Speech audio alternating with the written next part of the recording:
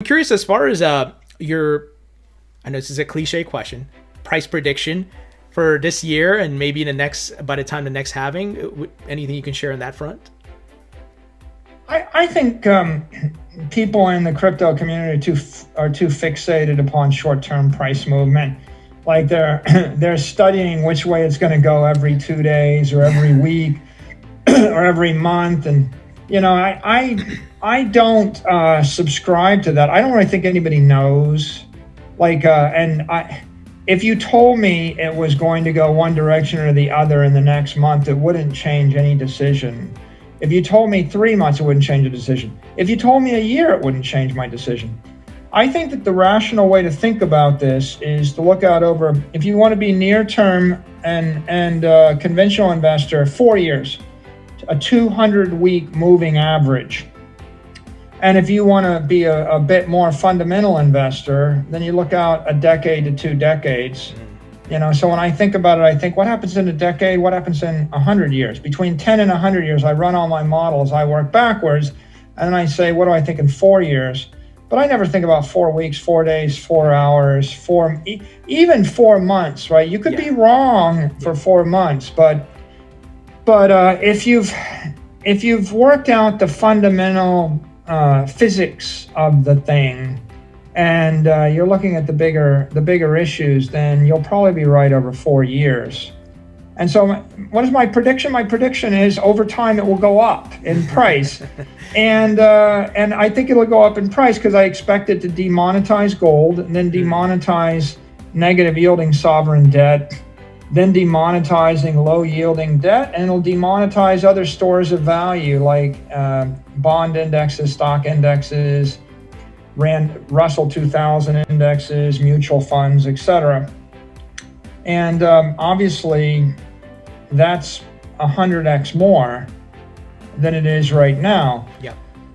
As for how fast, it was going up at 1,500% annualized for a month. Okay, so people are freaked out that it traces back. Right. Well, when it traced back, when it crashed, it was only going up 1,000% annualized. Yeah. Okay, if it went up 100% annualized, it would destroy every other alternative, right? So the point really is, whether it's 1,500% or 1,000% or 100% or 200%, that's going to be a really big deal for people staring at the chart over 1, 2, 4, 8 week timeframes. But the only decision you can make, which is a mistake, right, is to be short Bitcoin. Yeah. Right? Like to sell it and not own it when it goes up again is the one mistake. Right? I mean, well, in fact, so if you get up every day and you ask this question, well, should I sell it today? Okay. Yeah. Well, you're going to ask the question 365 days in a row, and one day you'll make a mistake. If you get up every day and you don't ask the question, are you committed? If you're committed, then why don't you just wait a year, and then you can look and see what happened, and maybe it went up and maybe it went down. And after 4 years, if it's down, it's probably not working. After 4 years, there's something wrong with the thesis.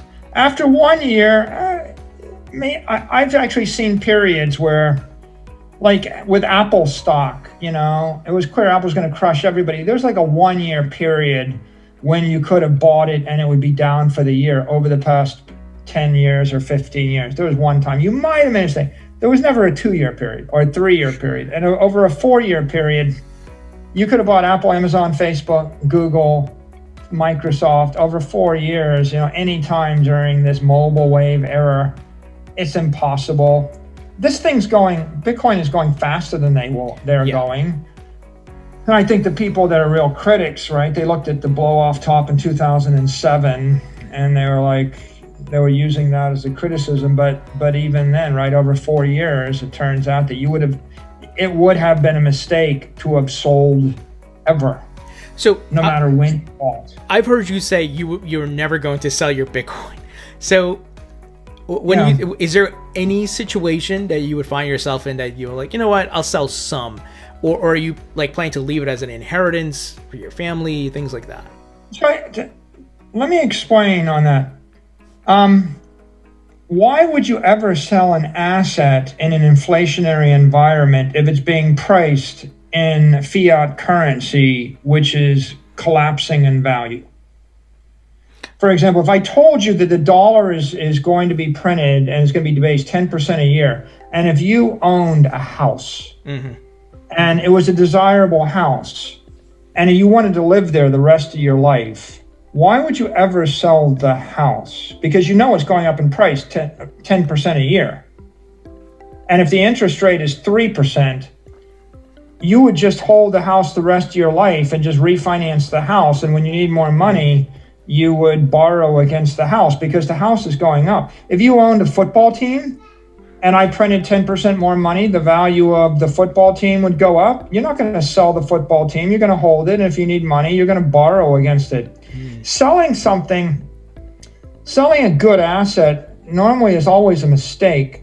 But Warren Buffett's never sold his assets. He held them forever. John Malone held his assets. Pretty much every billionaire that you know of for the past 100 years, they got that way by never selling anything, right? So the trick is you have to find an asset which is not going to be impaired, right? The reason to sell something is not because you need money. The reason to sell something is because the asset is impaired. And by impaired, I mean like sell the football team because you know no one will ever watch football ever again. Or sell the ranch in California because you know that they're going to pass a 5% a year property tax on California and you need to leave California and no one's going to want to ever go to that ranch. And sell it because it's impaired. If it's not impaired, then as fiat gets printed, the asset is going to go up in value if it's a high quality asset. And if you were to sell it, you would get hit with a capital gains tax, either long-term or short-term, right? Yep. Capital gains tax is likely to go up next year, right? I mean, it's 25 to 50%, depending on where you're living. Sure. So, so you sell something, you're going to pay half of it to the federal government or the state government. You keep the other half, and then you're going to lose the appreciation on the asset. If Bitcoin was going up 20% a year, right, and you sold it, you would lose a 20% return every year for a decade, right? That means selling $1 million of Bitcoin will cost you $10 million in 10 years. So you lose the capital appreciation, you pay the tax, right. You get $500,000 to spend. Why wouldn't you just borrow $500,000? So you're saying borrow against your Bitcoin holdings is in a way to earn? Okay, so like kind of like BlockFi. I use BlockFi, lend and earn interest on my Bitcoin and other cryptos. In that type of scenario. Let me make a big point, right? Yeah. If the asset is appreciating faster in value than the rate at which your expenses are going up yearly, you can borrow against it forever and your debt to equity ratio will fall. You see, like if I had $1 million of Bitcoin and I borrowed 100,000 against it, my debt to equity ratio would be 10%. Maybe I pay 5% interest. Maybe I pay obscene interest, 10% interest. It cost me 110,000 instead of 100,000. Okay, well, Bitcoin's going up. Fill in the number. What do you want to fill in? 20%? It's going up 200%, right? If it was going up 100%, by the way, your 1 million becomes 2 million. Next year you have 2 million. You borrow another 100,000. Now you've got $200,000 in debt outstanding. You've got, $30,000 in accumulated interest. You've got $230,000 against $2 million. Your debt to equity ratio is no worse. The next year it doubles again. And Now you got 4 million against 300,000 in debt. Your debt to equity ratio falls. The next year it doubles again. Now you got 500,000 in debt against 8 million. Your debt to equity ratio falls to 6%. Your debt to equity ratio will fall exponentially to zero, right? I mean, well, not to zero, but to a low number. So if you actually wanted to accumulate wealth, the number one thing you got to do is you have to acquire high quality assets that will not be impaired. Sure.